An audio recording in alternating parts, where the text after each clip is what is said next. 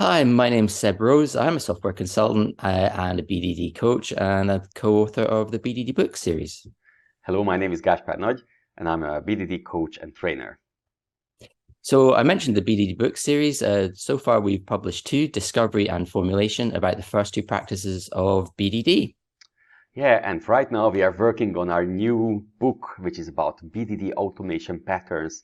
A very interesting topic. We are really enthusiastic about that because actually, generally design patterns are there, but not so much information is available for using design patterns for testing, and especially not testing with BDD testing tools.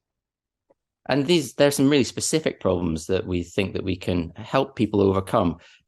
Problems like managing dependencies between data, problems regarding getting to a specific place in a workflow so that you can focus on behavior at that particular point, and maybe even managing details and scenarios so that you can keep your scenarios brief, even if there's lots of data that needs to be set up.